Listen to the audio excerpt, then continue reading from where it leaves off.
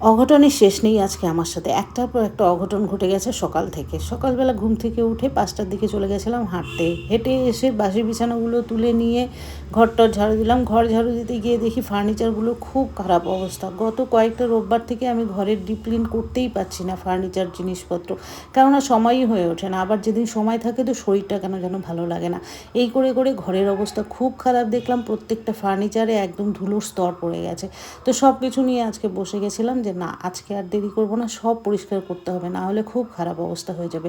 এদিকে বাথরুমের অবস্থাও খারাপ, কারণ গত রোববার পরিষ্কারের সময় পাইনি, তো সেটাও করতে হবে।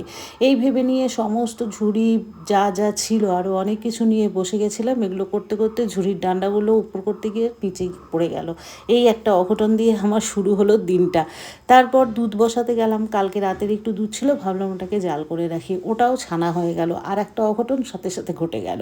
তারপর ছেলে ওঠার পরে তার বিছানাটা ঠিক করতে গেলাম। ওই সময় একটা অঘটন ঘটেছে, যেটা ক্যামেরাবন্দি করা হয়নি। নিচে একটা কাঁচের বোতল ছিল, পা লেগে ভেঙে একদম গুঁড়া গুঁড়া হয়ে গেছে। যাই হোক, এগুলো করে নিয়ে ঘরটর মুছে নিলাম। কাজ তো করতেই হবে, যত অঘটনই ঘটুক না কেন, বসে থাকা তো যাবে না। তো ঘরটর মুছে নিলাম। মুছে নিয়ে ছেলের যত জুতো ছিল, প্রচুর নোংরা হয়েছিল, সবগুলোকে ধুয়ে দিয়েছি। তার সাথে সাথে পাপোশ, ঘরের যত যা আছে সব কিছু ধুয়ে টুয়ে বাথরুম পরিষ্কার করে স্নান করে ভাত বসিয়ে দিয়েছিলাম। তারপর দিদি দুধ দিয়ে গেল। যে দিদিটা দুধ দেয়, সেই দুধটা যখন বসিয়েছি, সেই দুধটাও কিন্তু আমার পড়ে গ্যাস ট্যাস একেবারে যা তা অবস্থা।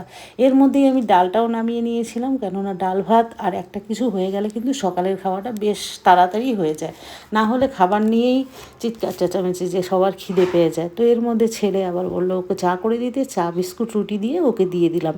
রুটি চা বিস্কুট খেলে ওর পেটটা একটু ভরা থাকবে, ভাতটা দিতে দেরি হলেও অসুবিধা নেই। এদিকে আমার নিজেরই তো পেটে ছুঁচোয় বর ডন মারছে, তাই তাড়াহুড়ো করে একটু সবজি ডালের বড়ি দিয়ে করে নিলাম। বর আবার কিছু ঢ্যাঁড়স আর কচুর লতি নিয়ে আসলো। ঝামেলার রান্না। আমি বললাম আজকে আমি করতে পারবো না, কারণ আমার শরীরটাও খারাপ লাগছে, কেননা এত কাজ করে আমি অভ্যস্ত না। সেই কারণে ওগুলোকে ফ্রিজে রেখে দিলাম। দুধটা দিয়ে গ্যাসটা যা তা অবস্থা। তারপর ঝুড়িগুলোও শুকিয়ে গেল, তো শুকিয়ে যাওয়া ঝুড়িগুলোকে এনে আবার রান্নাঘরে সব কিছু সাজাতে শুরু।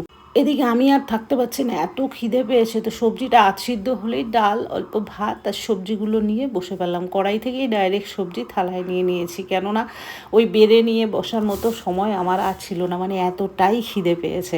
তো ওগুলো দিয়ে ডাল ভাত খেয়ে নিলাম। পরে কিন্তু বর মাংস এনেছিল, তাই মাংস সব কিছু রেডি করে নিয়ে সেই মাংস ভাত রান্না করে দিয়েছিলাম ওদেরকে। আজকের দিনটা এরকমই চললো। এবার বলো তোমাদের কার কীরকম চলেছে। আজ তবে এইটুকুই। সবাই ভালো থেকো, সুস্থ থেকো। দেখা হবে আবার আরেকটি ব্লগে।